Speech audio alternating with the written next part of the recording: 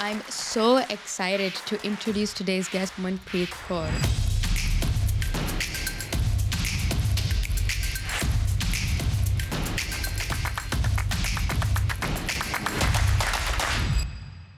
I was living in a bubble, I would say, like in a cave. I never left village till the age of 19. कोई मेरे पास internet नहीं था. मुझे यही नहीं पता होता था गूगल क्या है, फेसबुक क्या है back then. But once you hit your 30s, you will realize that life is too short. I'm planning to get married very soon, but I feel like it's gonna be very difficult. Women's getting beaten up because like obvious reason, you know how it is in villages, there is no explanation why they are getting treated like that. It's just half of my rishtedar are spreading rumors. Some people were like, oh, they're selling drugs. I'm like, dude, you can't even sell drugs in Dubai. Like, how are you talking about?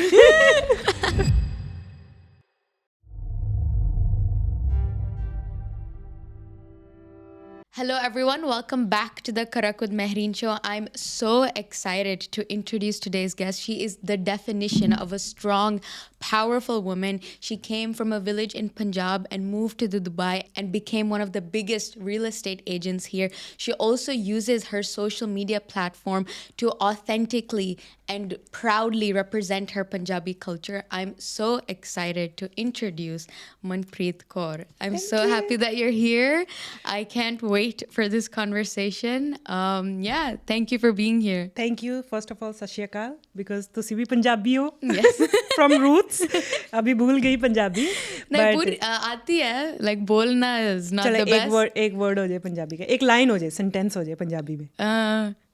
तुसी क्या करे? ए Hindi mix कर दी बीच में. That's my problem. I always mix it. तुसी की कर दे. तुसी की करे हैं. तुसी किमें हो? हाँ, तुसी किमें हो? सत श्री अकाल सीख लो. एक कभी भी किसी सरदार से मिलो, पंजाबी से मिले, सत श्री अकाल बोल दो, वो बागो बाग हो जाएंगे, खुश हो जाएंगे. Perfect. I know Sat Shri Akal. Yeah. Thank you for having me. A pleasure to be here. I'm so happy that you're here. I'm excited for us to talk a little bit about Punjabi culture. You know, we're both from Punjab. I know I'm from the Pakistan side, you're from the India side, but there's so many traditions that I'd love for us to discuss more. So yeah, let's start. And so before you moved to the UAE, you lived in Punjab. Can you tell me a little bit about where you live? Like, how was that like living in Punjab? Wow. I lived 19 years of my life in Punjab. So I was 19 when I moved out from Pind, it was village.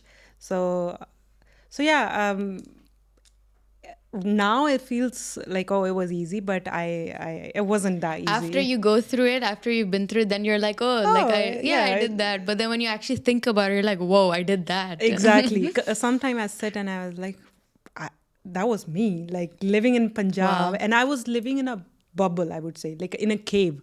I never left village till the age of 19. My school was in the village.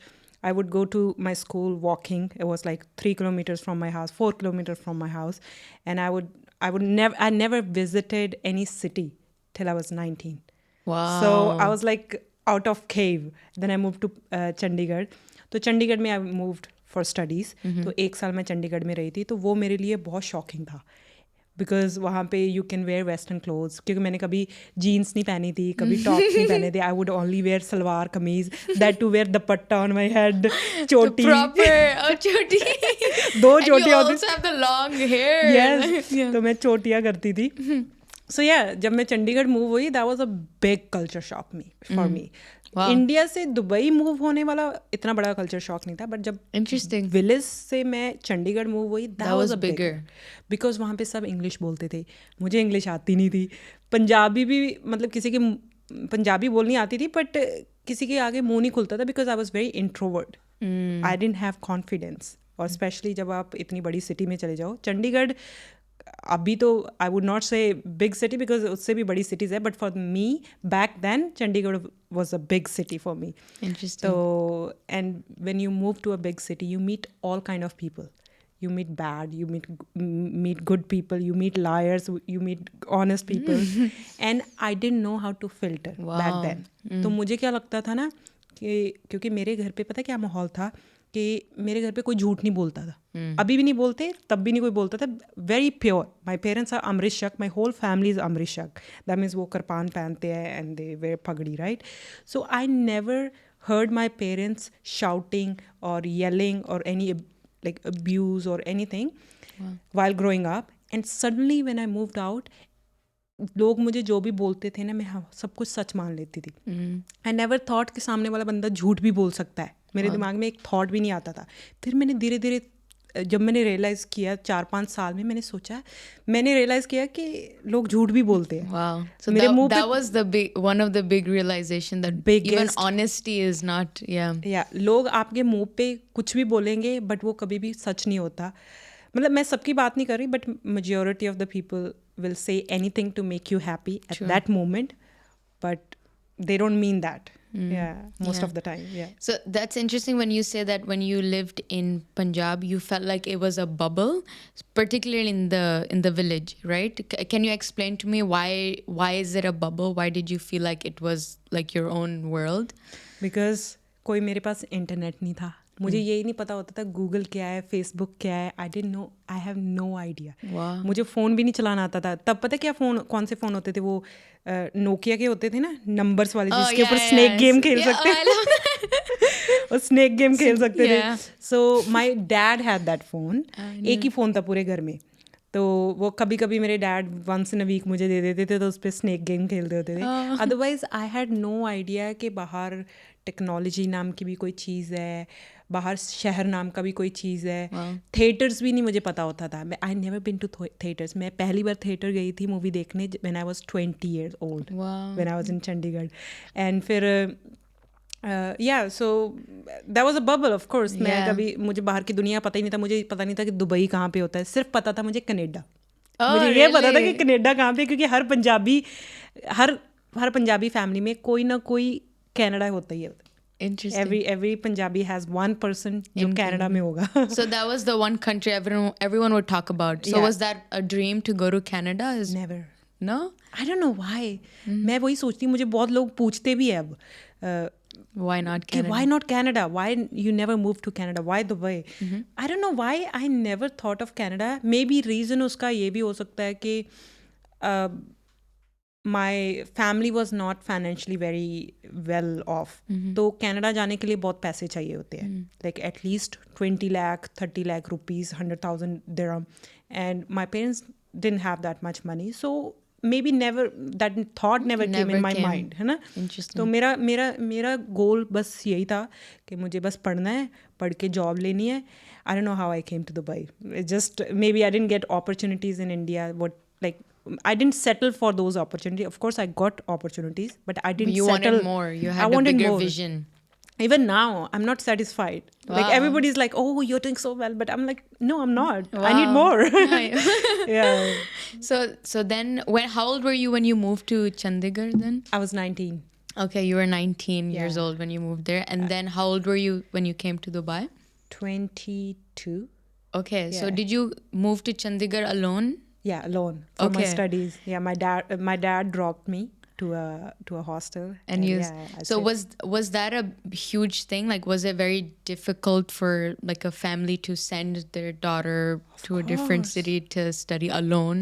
Of course, my whole khandan was talking bad about. I'm like, I wouldn't say bad, but of course, stereotype. It's normal, right? It's not normal in my village to send. At that time, it wasn't normal at that time to send a girl alone by herself to some big city for studies. Wow. तो और वो भी unmarried specially, क्योंकि अगर कोई भी Canada जाते हैं, अमेरिका जाते हैं, वो शादी करवा के जाती है लड़की. तो मुझे बिना शादी के चंडीगढ़ भेजा, तो वो बहुत बड़ा स्टीरियोटाइप था. But I am very lucky. I always say that my parents supported me. Wow. उस टाइम पे अगर मेरे पेरेंट्स बोल देते no you can't and just get married and that's it, that was my life. I had no option, you know. Wow. But yes, my family did say that, like, oh, after 12 India, Punjab में stereotype क्या है ना कि आप +2 करो, high school करो, उसके बाद शादी कर लो. That's the stereotype even in Pakistan, Yeah, even in India. it's there, normal in village. 100%, yeah. And all my cousins did the same thing. Wow.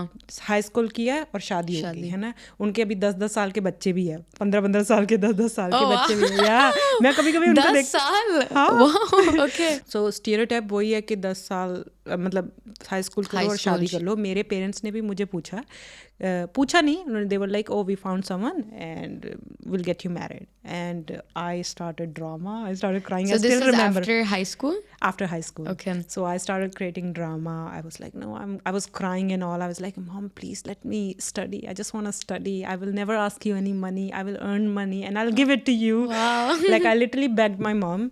Then my mom was supportive because my mom always wanted to study and she always wanted to become a nurse. That was her dream. So she saw that in me. That's why she supported me. She was like, okay.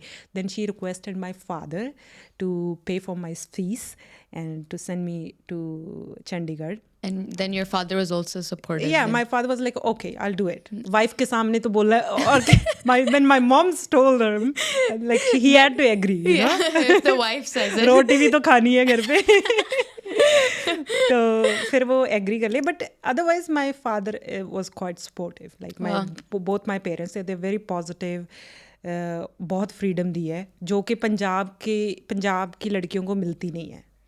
Punjab की लड़कियों को बस वही होता है, शादी कर दो, दैट्स इट, पीछा छुड़ा लो, ऐसी बात है. Why do you think that exists in our society? Sad.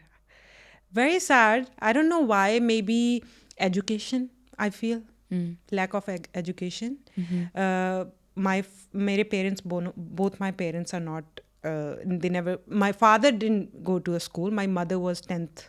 Until passed, 10th grade. Wow. But still she was like 10th standard us time pe wasn't that big of study hai na. Like so my so yeah, I think it's lack of education. People are not open minded. अगर मेरी generation हमारी generation को पूछोगे आप, so I will allow my kids to do whatever they want. I want them to explore. Even if they might be doing bad things, I will like, okay, come tell me what you did. It's fine, you did. You experienced. Because मेरे साथ क्या हुआ है ना, though my parents gave me freedom and they were very open-minded, but there was some things which I could never tell my parents, which I feel today, if I am a parent, because I'm entering into that stage, you know, I'm getting engaged, I'm getting married. So obviously I'm going thinking about these things. Yeah, of I'm course. thinking about family. So I'm thinking like if I have a kid, I will make sure they know that I'm their friend. There for them. Yeah, I'm their friend. They can tell me whatever they want, even if they did the worst thing. They have to come and tell me. Because transparency is everything. Exactly. And this is what I think was missing between me and my family, my parents. I wish we had that connection. I would have never done those mistakes which I did if they were that friendly to me. But I understand it's not their mistake. They were brought up in that way, in that environment. They experienced same and they were expecting the same from me to say yes for everything. But I think I was... But you were this I wasn't ready. They weren't ready for you. Yeah, they wasn't ready for me. And they... अभी भी मेरी mummy बोल देती है कि तुम कभी नहीं सुनती, तुम हमेशा अपनी मनमर्जी करती हो. रोज मुझे डांट पड़ती है. मैंने कहा, मैं उनको हाँ बोल देती हूँ कि हाँ जो आप बोलोगे मैं करूँगी. But I never do what they want me to do. Even with social media. You've seen my social media, right? Yeah. Do I do something wrong? No. What do you right? mean? Do they have... No, they don't like that. They like delete your Instagram account. But why do they say that? Because they're ashamed. Oh. They're ashamed of, I would say, people commenting on my videos that, oh, you look bad. Like bad comments. The hate. The hate. Ones that makes no sense. That's not my mistake. And I'm not doing anything wrong. I'm not wearing wrong clothes. I'm not promoting wrong stuff. I am doing something nice, you know. Exactly. And the whole Punjabi community is proud of me, you know, like I see the comments, like people are so supportive, and like even for myself, like when I saw your reels, I just found it so like positive.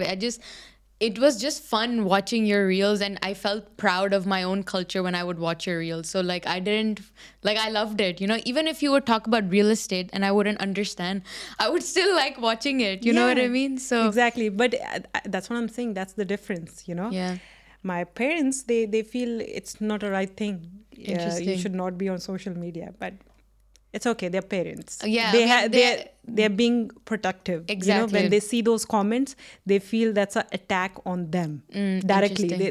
They're very protective about me. They think they're trying to protect me. Yeah. I mean, I always said that parents have the best intentions. That's for sure, but it's not always.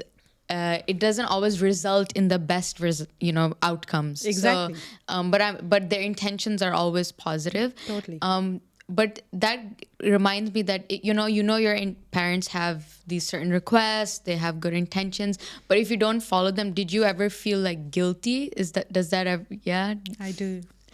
How do you balance following your path, but also kind of feeling guilty about your parents saying certain things? Balance following your family, but also following yourself. You know what I mean? No, I feel like. I want to do what makes me happy, and doing real estate and promoting my business makes me feel happy. I know I'm not doing anything wrong, but I do get hurt when my parents get hurt me watching on social media. And I'm like, I try to explain, but they don't understand because they grew up in village. They never left village before. It's very hard to understand. It's very hard for them to understand how does social media work. They don't know how much income I'm generating from Instagram. They have no idea.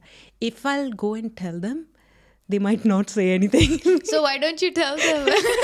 I don't want to tell them. I don't want to tell anybody how much I make from really? social media. You're very private about, I mean, of course, reasonable, but even with your parents, you feel like you would not want to share? Yeah. Yeah. I don't want to share my financial with anyone except maybe my spouse. Yeah. I mean, that makes sense. I think that it's when you're on social media, it's so important to understand your boundaries, right? Because like some people share too much, some people share too little. It's like, where do you draw your limits? So if you've identified that, then that's perfect. I definitely have boundaries. What I want to show on Instagram, and what you don't want to show. Yeah. You will see my social media, Instagram, TikTok, or YouTube. You will never see my house in those videos because I do not like that. Nor my family likes it. Even my future husband, he's not comfortable with showing personal space. That makes sense. Yeah, of course. And people don't have to look. Yeah. People don't need to know where you're staying, what's in your kitchen, what's on your dining table. No, they don't need to. Yeah, why is that so important? Like I mean, everyone's content is different, but like when it comes to the content you want to create, if it's not relevant, then there's no need for it. Yeah. My content is purely on business oriented, money, success, motivation, and I don't think so my kitchen required for those kind of content. Yes, if you are a blogger or you're I mean, like if you're a, let's say, chef or something, it depends what kind of content creator you are. Yeah, it definitely depends for sure. But going back to the thing that we were talking earlier about was how difficult it is for parents, especially in certain cultures, to let their daughters, move abroad or move to a different city and, get their education and things like that. Did you see a lot of that growing up? And why did you choose to decide that, no, I don't want to? Because around you, all your friends, you said they were getting married. So why did you be like, no, for me, this is not my path? Because that's not what you saw, right? That's a very interesting question. And I still date. I'm shocked how come I had that mindset when I was like living in a village when I didn't even know there's all of this outside. I didn't know there's Dubai. I didn't know Dubai exists. I didn't know Mumbai exists. I only knew village. I only knew my neighbor, my padosi, my chache, tai. That's it. I didn't know anybody. And till date, I'm shocked. Maybe Vaheguru ka mere sar pe haath tha. And I had that within me. But since day one, I knew one thing, that I want to do something big. I didn't know. I had no idea what I want to do, but I knew for 100% that I don't belong here. I don't belong to this village.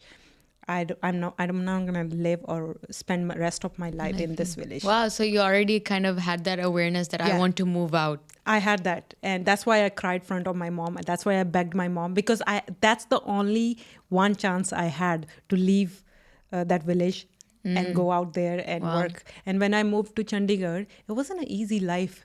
I was studying, and my parents still couldn't afford my hostel fees, then other expensive daily expense, right? Because there's not only a college fees when you go to you're living, there's so food, all of that, so there was not enough money. So my dad used to give me 2,000 rupees, which is 100 dirham per month, for my food, not accommodation, only food and transportation. That's not enough in a Chandigarh city like Chandigarh, right? So what I did, I started working on weekends. So on weekdays, I would go to college. On weekend, I used to, in weddings, you will see those waitress. That's a per day job. So you will become a waitress and you go serve guest. Food. So I used to do that on Saturday and Sunday, and I used to get 800 rupees per day.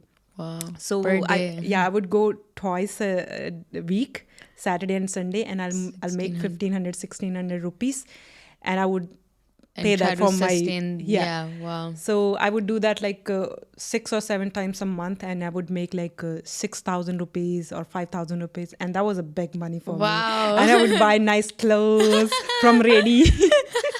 There's a ready market in Chandigarh. So as soon as I get some money, I would go to a ready market. I would pick some nice clothes. I love that. That was a fun time. I love that. So I guess your financial independence journey kind of started from there. When I was 19, then. Wow.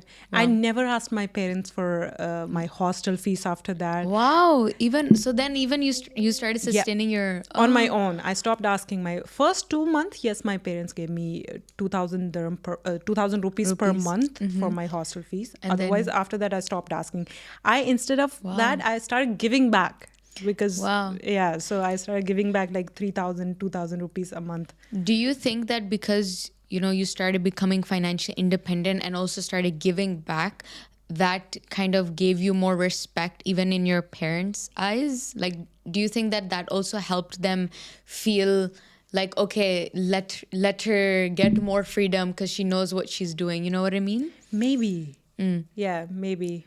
Because it's not normal it wasn't a normal in my village for a girl to earn that much money, like 5,000, 6,000 rupees back in 2011, 10. So when I was earning that much money and I was sending them 2,000, 3,000 rupees, that was big thing. Yeah, big thing. Yeah. And then after I finished my school in Chandigarh, then I moved to Jaipur for my internship, and I was making around 8,000 rupees a month. Wow. And then I started sending more money. They were more happy. Wow. And then I moved to Bangalore for my job. Wow. So you worked for a period of time in a few months. Like I did my internship, 3 months internship in Jaipur in Rajasthan. Then from there I moved to Bangalore. I stayed there for a year. Okay. Yeah. And then finally Dubai, right? Mumbai. Oh, Mumbai. Yeah. Then you went to Mumbai. Okay. Then I went to Mumbai. I tried some modeling.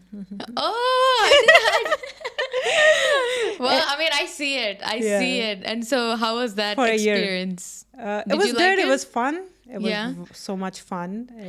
In first 1 year, I was walking all the fashion weeks in India. I walked Hyderabad Fashion Week, Punjab Fashion Weeks, Calcutta Fashion Week. I walked Indore Fashion Weeks. Wow. All the fashion weeks. Yeah. Did you see any... I don't know, because when you hear of the modeling industry, we do hear of some toxic things that are in the model industry. Did you experience any of that or see any of those kinds of things? I did see, but I was too naive to understand what girls would smoke or do stuff, But because I was literally raw from village, and I think my values were so strong, and those worked right there. I never had that urge to try those things. Any of those things. I would do my show, right after I'm done, I will just go to my room and sleep. Sleep. And people used to be like, even those models, everyone, like my colleagues would be like, why are you so boring? Why don't you drink? Why don't you smoke? Why don't you party with us? They would party till 3 in the morning, 6 in the morning. And I was like, that's my wake up time. waking up time. Yeah, because I lived rest of my life, like 19 years of my life like that, So I like to wake up early. And I like to sleep early. Early, yeah, that makes sense. So that means you never had this like peer pressure of. What do you think of this thing that people associate fun with, like partying and with alcohol and with staying up late at night? What do you think of this? I don't know, this might be very controversial, but it's bullshit. It's excuse. Sorry. It's an excuse? Yeah. Excuse for what? I mean, like, see, I don't smoke. I don't drink. I don't smoke. I don't drink. I don't try bullshit stuff. There was time when I was young in my 20s, early 20s. I would go to parties and I would enjoy the whole night. I will party, I will dance, I will talk to people, but I will not drink. I will not smoke. It's an excuse that, oh, you need a drink to party.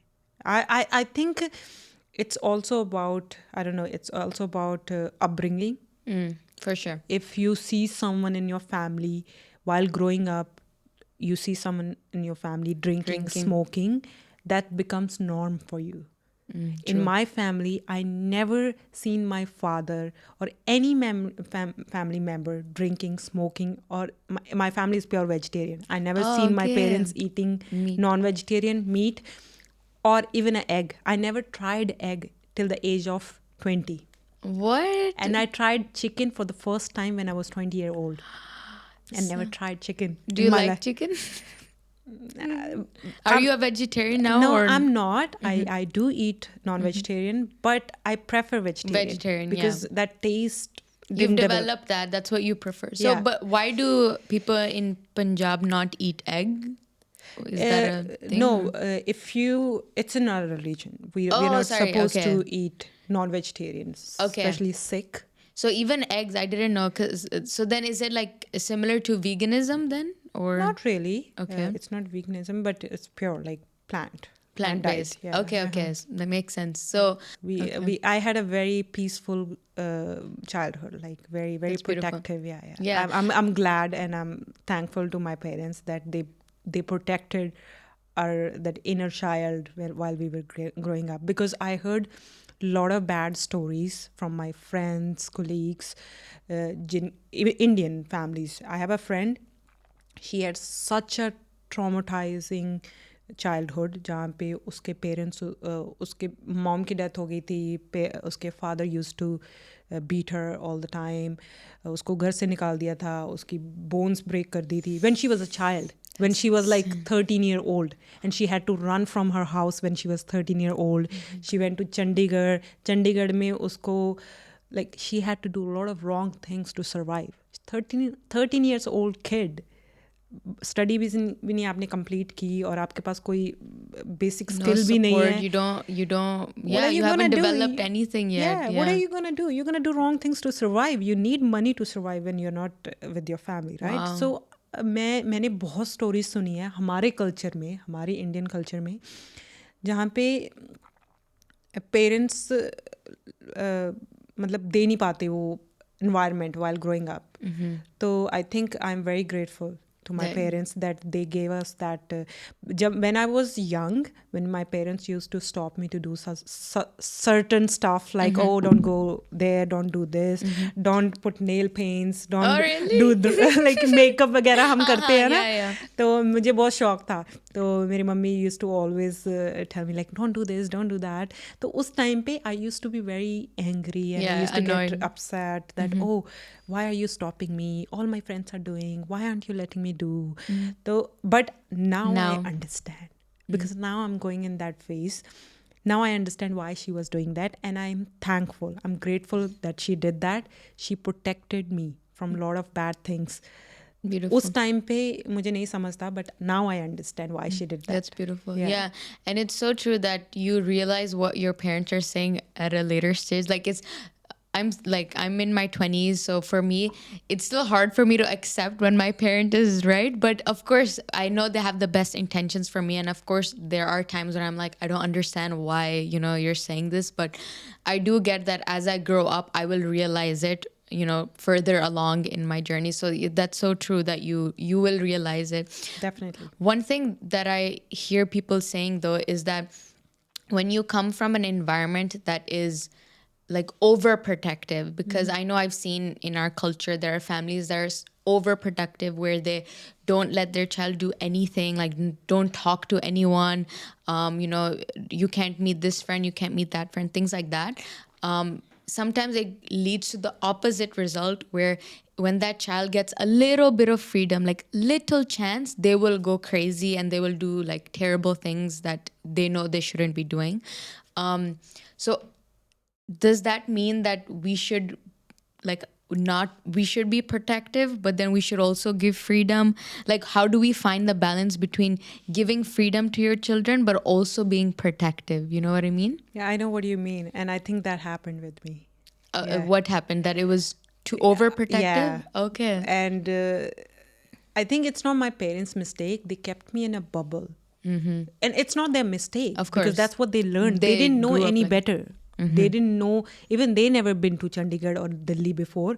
And उनको भी नहीं पता था कि इससे भी कुछ better हो सकता है. They can be my friends. They didn't know they can be my friends. They don't know how to be your kid, like your child's friend. Yeah. They thought जो उनके parents ने उनके साथ किया, that's what they did to me. And they didn't do anything wrong, but they didn't add on anything extra efforts to get to know me, or change me. And I think when I got freedom, I did stuff. I did some wrong stuff which I shouldn't be doing, but I did because there was nobody to guide me, nobody to protect me. And you didn't have your parents to go back to and say that, oh, I did this, because of course there's fear, right? Yeah. Would you say there's fear? Fear, of course. And then I kept doing it. Okay. Yeah, kept repeating those mistakes. But I did learn from it. And that's why I would say you need to protect your child, but you also have to give freedom. The best way to balance these two things, become your child's friend. That's the best. That makes so much sense. And yeah, it's everything about, protection and freedom. Like for me, like I'll talk about my parents. When I grew up here, I was born and raised here. I'm very blessed that I was in a safe environment. That's why my parents were very comfortable when I would go out. Or so I grew up in Alain, 2 hours away from here. I moved to Dubai 3 years ago for university. So my parents were like very comfortable that I'm, living in Dubai. It's okay. So they would encourage me to like, go out, do things, and, and because they encouraged me, but they also taught me my limits, which is like, okay, alcohol, no, smoking, these things, they taught me my limits. So even when I started traveling, I would talk to people. I would be the most friendliest person, like, all of that. But I knew like, this is my boundary, that you can't do this, that I can't drink this or whatever. Like I knew my boundaries. So I felt like my parents raised me in the most perfect way possible. And I'm very grateful for that. And that's why I always say like, the balance between protection and freedom is so hard, but it's so important. Yeah. Definitely. I totally agree with you. And I think that's what we new generation needs to learn. Yeah. That we need to be more open with our kids and maybe give them freedom, but at the same time teach them how to set boundaries. Exactly. Like teaching them values, all of those things, and freedom. Yeah. So I didn't know how to set boundaries. I learned how to set boundaries. When I moved out from village, I would say yes to everyone for everything because I didn't know that you can say no. I thought, oh, if I'll say no, other person will not like me or feel bad. I would say my parents are same. They don't know how to say no. Wow. They would say yes to everything. Wow. All the rishtedars, if they need anything, even if we don't have that, they'll say, yes, we will give you. And they'll come to me and they'll eat my head that we have to give that. We have to give that person this. Then I always tell them, why don't you set boundaries? Tell them on their face that we don't have this. We can't give you this, right? Yeah. And same thing, I think while growing up, I learned that from my parents. I didn't know how to say no. No. I learned that on my own, how to say no. Now, if I don't like something, I will tell that person on their face, even if they don't like it. That's actually better, That's so much better. Yeah. It protects my peace, Yes. And I learned that on my own. I wish someone taught me. No, that's definitely a struggle. And do you think that, I think in our culture, I see that a lot, that people, I would say that women generally, they find it difficult to set boundaries because we come from like a very family oriented culture. You respect your elders, you do what they say, you have, you follow what they say, things like that. So because of that, you grew up in that environment, that because of that, it becomes hard to say no. Agree. And if you say no, you feel guilty, you feel all of those things. Yeah. So I guess it comes from this family oriented culture, would you say? Yeah, I agree with you, and that's why most of my rishtedar don't like me. Because I don't talk to any of my rishtedar, to be honest. I only talk to my parents, and I only talk to my I only talk to my mamas, like my mom's brother. family. Yeah. And that's it. Okay, and family. I don't like to talk to anybody else, because when I was struggling and my family was struggling, nobody supported us. I still remember when I was a kid, we were in some trouble. My family was in trouble, and my father asked me for 10,000 rupees to one of my rishtedar. They might be watching this. I love that. So they didn't give. They stopped answering my father's call. My father called literally 40 times because we were in need, like really badly. We needed that 10,000 rupees. 500 dirham. They stopped answering our calls. For 3 days, they didn't answer our calls. Wow. Then my father had to sell something and get that money. So I seen those kind of like rishtedar. So those same rishtedar now want my number and now want to talk to me. I was like, no, I don't want to talk to you. I don't know who you are. I will talk to people who supported us and my family. Exactly. My mom's brothers, my dad got into accident. And my mama's family is not very financially strong, right? Their financial condition is even worse than us. But once my father got into accident and he was in very bad shape and we didn't have money, we needed, I think, 40,000 rupees for hospital fees. We were like, my mother was like, I don't have anything. I don't know what to sell. We don't have anything to sell. Then my mama sold his tractor, like tractor to actually pay for my dad's hospital fee. Yeah. Wow. So he was there for you. I guess there are certain people that, and those kind of actions you will never forget. Never. It's like until now you remember that. See, that 10,000 that person didn't give me, I still remember. You still I will remember never that. forget, because I seen my father calling that person. I can't forget that image. My father calling back to back that person, like, stressed. That person didn't give us money.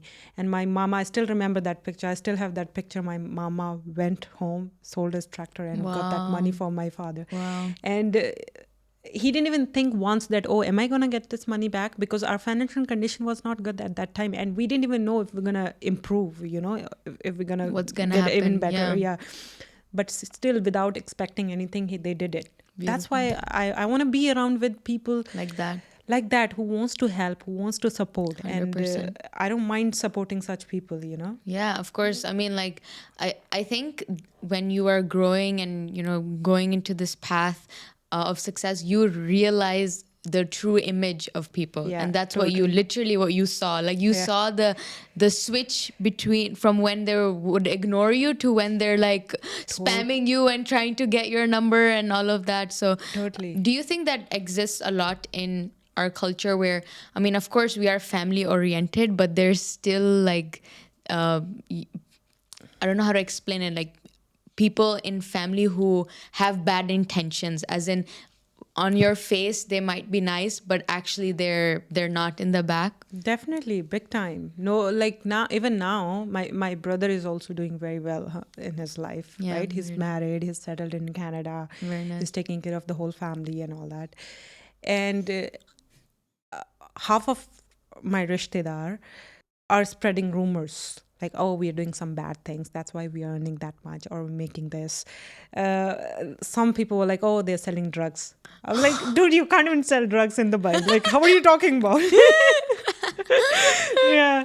Bro, So just for the sake of, they can't accept the success, the achievements, so they make up these stories. exactly. And when we didn't have anything, some of our rishtedar would not come to our house and stay with us because we didn't have a good house. We didn't have a good, like, food at home, like, right? They would not even come at our house. They'll come for 10 minutes and they'll leave and stay at my chacha's or someone else's house because they have a better house. And now those same rishtedar would come straight to our house and would stay with us for a week. What? And my mom always, like, I don't like to talk to these kind of people. And my mom was always like, oh, why don't you talk to them, be nice to them? I was like, no, I don't want to be nice to them. I don't want to talk to them because I don't feel that genuine connection. Yeah. I want to, life is too short, and I want to surround myself with only good people who will not talk to you on the basis of who you are or how much money you're making. I like to be Just surrounded by genuine real people, people. genuine people, Yeah, for sure. Even now, I don't have friends, first of all. I might look very extrovert, like Wow. talkative, looking at my social media, you must be thinking, oh, I have thousands of friends. I don't have a single friend. Only friend I have is my fiancé. Wow. And another friend, Asia. She lives here. She has an art gallery. She's the only friend, and my fiance. That's it. Wow. And honestly, I've realized that quality over quantity, right? Like, it's so much better to have like good, genuine friends, even if it's one, even if it's two, but rather than having 50 who don't care about you. exactly, over the years, I realized and I reached a stage where I feel my time is precious. It's super valuable. I don't even like to give like 5 minutes to someone who's not adding any value to my life. Yeah. I don't like to talk to people who has no good attentions about others, because if that person doesn't have a good attention about It'll other be the person, same about you. same about me. That person likes to talk to me because of my social media or whatever. I've seen that change. It's sad, but it comes with it. Yeah. So it's okay. And yeah, I mean, I guess during this path you learn like how to filter out people. But when I think about myself, for example, for me, even though I know this person has like wrong intentions or they're not very genuine, it's so hard for me to not be nice, like to be like, okay, I don't want to talk to them. I don't know. It's just, it's the way I grew up, whatever it is. It's so hard for I'll me give you to. classes. Yeah, you need to. I can be mean. I can be mean. That's like, for me, that's a big thing. Like, I can cut off people from my life. I have done multiple times, and now I have like a good small group of friends that I, enjoy. But if someone does come to me and I don't really like them, I will not, just be like, okay, bye. Like, I will try to make conversations. This is a big thing about me, which I'm still improving on. Like, Yeah. so when you mentioned this, I'm like, that's definitely what I want to kind of be able to achieve at some point. Yeah, definitely. Because it's so important, right? It's very important. Right now, you're very young. You won't realize, right? But once you hit your 30s and above 30, you will realize that life is too short. Sure. And you want to spend your valuable time with person who you The most like and important love. people. Yeah, Yeah. your family, your spouse or your kids. You want to spend time with them. Even if I have the whole day free, I don't have anything to do. Either I want to work, meet my investors, or I want to spend with my fiance or my friend, that one friend which I have. That's perfect. Yeah. Otherwise, I would rather sit at home nicely and relax. And spend time with the people that you enjoy Yeah, with. exactly. Yeah, that makes total sense, and that's perfect. Like it's the right balance between work and Definitely. family. Do you think it's been hard to balance family and work for you? My family was not here, so I never felt that before. But now, yes, I feel, because I'm planning to get married very soon, but I feel like it's gonna be very difficult because a relationship requires Time and energy. Yeah. and I'm workaholic. I can work like 15, 16 hours a day, Wow. every single day. Even today, you see, like I don't reply to your Yeah, I messages. But I know you have an extremely busy schedule. Yeah. Since morning, I left my house at I think 7:45 or 8 o'clock. I've been sitting in the same coffee shop since 8 o'clock Wow. till now, till 4 o'clock when I left to come For here. this. And I was working on calls the whole day. I was literally on calls for like I think 6 hours today. Oh my And my God. throat was hurting, and I was like, will Will I be able to talk? Yeah. But it's fine now. It's No, fun. you're Yeah, perfect. yeah. Yeah, There's yeah. no But yeah. What was the question? I forgot. The balance. That's the thing, because I was gonna ask, like, is being career driven very difficult for a career driven woman? Is it very difficult for them to then balance like marriage and family? It also depends on your spouse. If you have a supportive spouse who understand your goals, your vision, it's easier. I'm lucky. So find the right partner, basically. I'm very lucky. My fiance, he's very supportive. He can literally feel what I feel, like, my vision, my goals. And he actually pushes me. He'll be like, okay, work. He will let me work till 10 o'clock in the night. He was like, okay, go on. That's more important. We need to work very hard Now. these few years, at least 4-5 years before we start plan our family. After family, you know how it is. You have to slow down, right? Yeah. But then I'm lucky to have him. Do you, that's, first of all, congratulations that Thank you're you. engaged and that you're getting married. That's so exciting. Even when you told me like over text, I was like, wait, this is your engagement? Like what? Wow, congrats. Yeah. That, like, very, very happy for you. And Thank you. it's so important to find the right partner, because that's what you need. You need that kind of support, that kind of encouragement, because a lot of women today, they do want to work. They do want to have a career. But they find it difficult for when they get married or when they want to start a family. And so the support system from especially your partner is so, so crucial. It's so important. Very important. My success, my social media success is all because of my fiance. Wow. I would have not been here if it was not his support. But I would say when I met him, I was still doing social media, but I was a bit like, should I do it, not do it? Like I was very slow. But he's the one who came in my life and he was like, do it. This is what you're meant for. Like, do it. Don't think what people are going to think. Because what we think is like, oh, what people are going to think. Oh, I'm not going to post this. Oh, maybe this doesn't look nice. He'll be like, post whatever you want to post. Who cares? Sometimes my family doesn't support. Sometimes his family says stuff like, oh, maybe like, But he's the one who's like, do whatever you want to do. Don't listen to anybody. Wow. Don't even, he once told me that, oh, don't even listen to me. Do what you like to do. Do what makes you feel better, Wow. And I think after I met him, my social media started going up. Even my work-wise, my sales in my business went up after I met him, because he gave me a strength. He gave me that, Push, support. that Yeah, boost. push. Yeah. Yeah. He's my backbone, basically. Oh, that's so beautiful. Like he is holding me from the back like this. Like I'm front. Like he's behind everything what I am today. Wow, to be honest. And that's the kind of support that's needed. Credit in a goes to relationship. him. Credit goes to him, and I think, yeah. Yeah, I that's won't beautiful. Overshare. You're like thinking of something like, okay. No oversharing. That's really beautiful. I'm so glad that you got that kind of support. And I mean, we can see that you are very career driven, like you are very goal oriented, like you have this vision. So finding that right person is so important. Do you also think that it's important for every woman to be financially independent, to be working, to have some kind of career?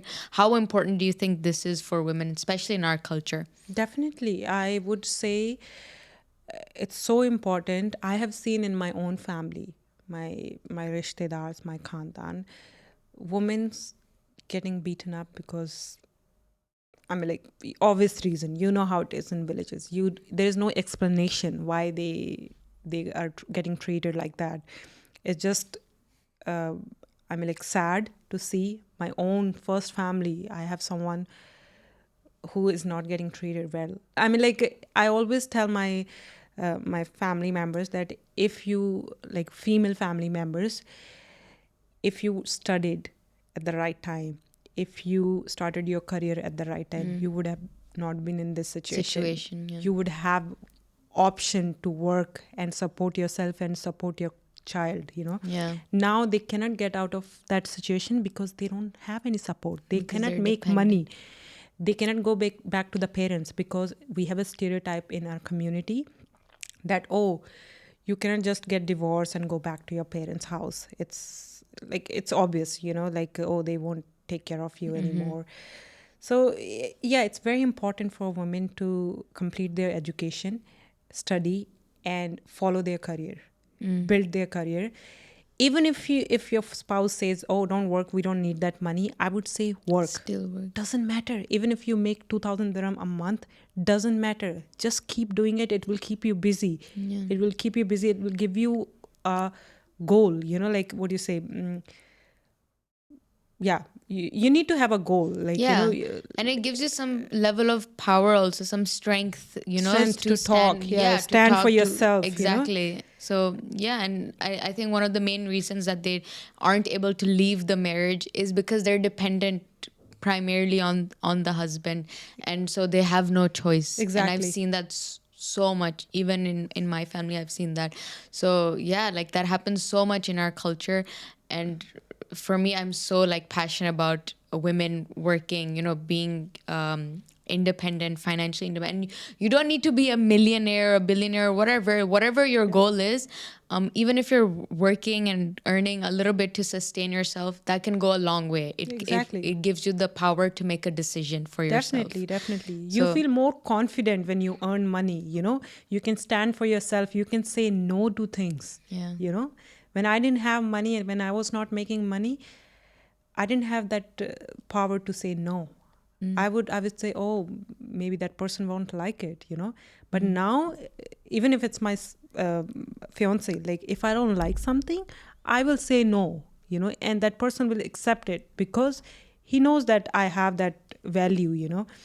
So I think it's very important for women to complete their education and follow their career. It's Yeah. very important. I love And I think women are doing that nowadays, especially our age. Mm-hmm. Everybody's following their path. Everybody's following their career. Do you think that before women also wanted to, but they just didn't get, like they weren't encouraged to? That's why, like, for example, you were talking about your friends. Do you think that they did want to get married, or they wanted to have a career? As in, even back then, did they have this vision of having a career, or because they grew up being told that they're going to get married, they will only think about marriage, even the girls? Exactly. Majority of the girls, they've been told that, oh, once you complete your high school, you're going to get married. So they were okay with that, And I won't go very far. I will talk about my mother. My mother wanted to become nurse. She wanted to study. She wanted to work, like, take a job. She was, I won't say forced, because nobody forced her. Like, she said yes easily, like, because she was told She that was told that growing up. it's normal. She didn't Exactly. fight for her, like how I Exactly. fought for my freedom. Like, I told them, no, I want to study. I cried. I begged my mom. She didn't do that to her parents, that, Because oh, she thought this is like the normal path, so I should Yeah. follow it. Yeah. Though she wanted to do it, but when she was told to get married, she got married. But I think, So it's definitely Even, I mean, today I see, I know things have changed, but I still see it today where there are lots of girls who want to get, who don't want to get married, who want a career. But when they're presented with the option that now, get married, they don't fight, they don't argue back because they grew up being told that, okay, I have this deadline. I feel like women have this like deadline or this expiration. I don't want to say expiration date, but a deadline where it's like after that, I know I have to get married. Like there's no other option for Exactly. me. So when they approach you, you just say yes. Exactly. Yeah. It's norm. Like I think most of my cousins in the village, they said yes to everything. Whatever the option they had, the first option, they said yes to the first option. Wow. And I was like, why would you say yes to the first First option? And they didn't even say yes. They didn't have the option to choose. Would they like meet the person though? They met, yeah. Most of them, they met their spouse. I'm not saying they're bad people. Yeah, spouse. I I'm understand. just saying, like, how the mindset works. was, Yeah. They never said yes to, like, all my cousins, they got married to the first person who they met. Even my brother, it's an arranged marriage for my brother. Oh. And he got married to the first person who he met. But we're lucky that my Pabi is so nice. Oh, she's okay, very amazing. supportive. She's very nice. Very That's kind. amazing. Yeah. But he was lucky because that's not always the case. Yeah. Even my Pabi said yes to the first person. So both ways Both it ways. was.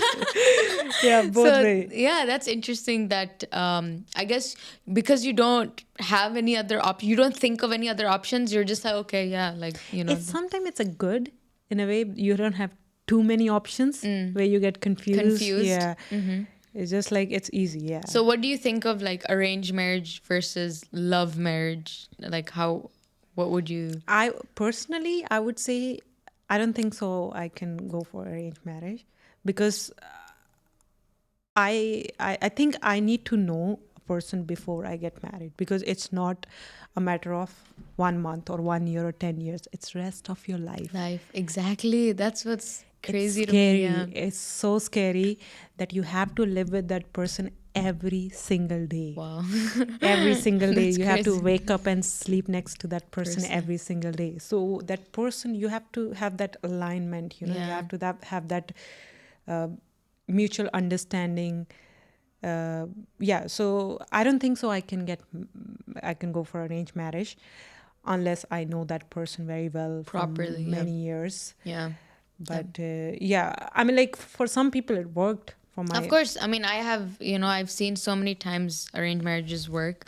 But yeah, I understand your opinion. Like, for me personally, I cannot imagine an arranged marriage. Like, I don't know, because of course my parents would be like, spend time with this person, get to know, of course, but like it won't be enough. Like, it'll probably be like a few months, maybe. Like, that's not enough. Yeah. Like, to get marriage, like, that's insane to me, right? Yeah. It's very important. For me, it was very important to have similar goals, similar mindset. Got it. Because I'm very success driven. Yeah. Very enthusiastic. I want to do everything. I want to do now. I don't want to wait 2 years to start a business. I don't want to wait 2 years to do anything. I want to do it now. Wow. So, like, I'm that, self-driven. So I wanted an energy who can balance, match. I did meet people who were nice, very kind, very decent, but like wasn't matching my energy. They didn't have goals like me. I have very big goals. I have a very big vision. Like, I think like a 60-year-old uncle. Wow. Trust me, like, I think like a very old person. Interesting. Some people cannot cope up with that kind of mindset, Yeah. So I was lucky. Again, I'm saying, like, I was lucky. I met Jay, and he is exactly my copy. He's success driven. great. Like, he's self-driven. He's very, energetic. He has that enthusiasm. He want to do something. He want to build an empire. So we were like, why not to build together? That's cute. Yeah. That's so cute. Yeah. When you say that you're very, success driven, goal driven, do you think that Punjabi culture plays a role in that? Do you think that somehow is there something about Punjabi culture that has shaped you in that way? Yes, not giving up. Because in our culture, we don't give up. Punjabis never give up. They keep working, keep doing what is needed to be done without expecting anything. And that's what I think worked for me. Uh, I failed, I would say, 100 times in my life. I changed multiple careers. And I failed a lot of times in my personal life, career-wise, financially. I went down so many times, came up. But I did not give up. I did not sit and cry. I did not, I would say, went into depression. Recently, couple of months, a year back, I lost everything what I earned. Like literally everything, the whole savings of my last 10 years. I lost everything a year ago. And it was stolen by someone I know. And trust me, I cried for 2-3 days. I was in very bad shape. I cried day and night for 2-3 days. Imagine hard-earned money from last 10 years. 10 years. And you lost like this. And that too. From someone you know. No, who you trusted blindly. And it went, and I cried for 2-3 days. And I bounced back. Fourth day, because when I was crying, my fiancé started crying next to me because he felt bad for me, you know. He felt that pain, empathy, what I was going through. And then when I saw him crying, I was like, what am I doing? What am I pulling him into this? Like, we need to bounce back immediately, and we need to multiply these numbers, what I lost. Wow.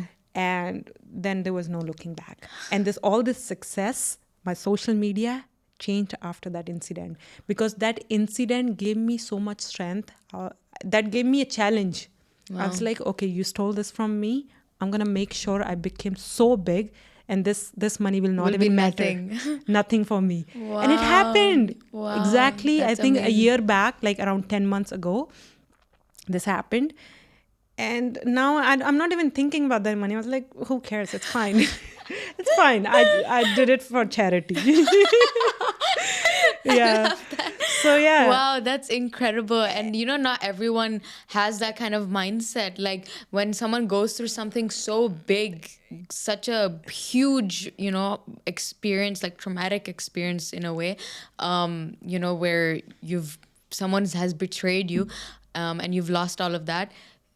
A lot of people would go into depression, be sad, they would sulk, they would, you know, they wouldn't know what to do next. Exactly. The last thing they'll be doing is trying to figure out how to get that back and how to triple it and, you know, make it further, you know. So that kind of mindset is so rare to see. Exactly. That's what that's how me and my fiancé are. Like, we don't sit and cry.